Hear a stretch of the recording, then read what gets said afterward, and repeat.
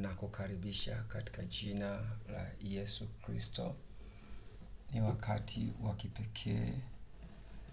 Roho Mtakatifu, ninakukaribisha kwa damu ya mwana kondoo, nikakuone tena katika kazi hii.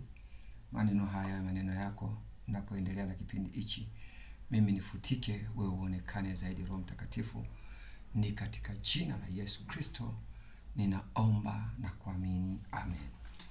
Ninaendelea na lile somo la ubatizo, lakini leo nataka kuongelea wokovu unapatikana kwa Wayahudi.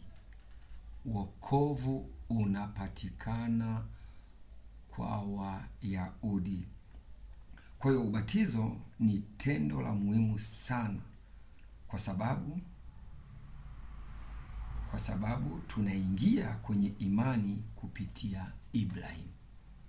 Kwa hiyo mara zote tunaingia katika imani kupitia Ibrahim. Kivipi? Ukisoma kwenye kitabu kile cha Mathayo moja na ule mstari, yani Mathayo sura ya kwanza na ule mstari wa kwanza, Biblia inasema ya kwamba kitabu cha ukoo wa Yesu Kristo, mwana wa Daudi, mwana wa Ibrahim. Mwana wa Daudi, mwana wa Ibrahim. Kwa hiyo ubatizo ni tendo la muhimu sana, kwa sababu tunaingia kwenye imani kupitia Ibrahim. Ibrahim ni kiungo pekee kwenye maisha yetu ya wokovu. Ibrahim ni kiungo cha pekee kwenye maisha yetu ya wokovu. Naongea na ndugu yangu mahali popote.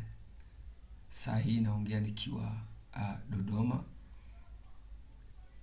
na kusisitiza ndugu yangu ya kwamba Ibrahimu ndio kiungo chetu cha wokovu.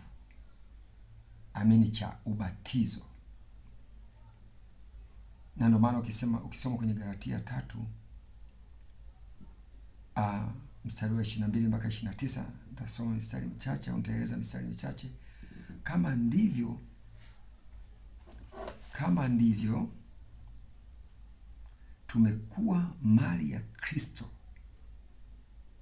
kwa njia ya ubatizo wa maji mengi, unasababisha tuwe mali ya Kristo.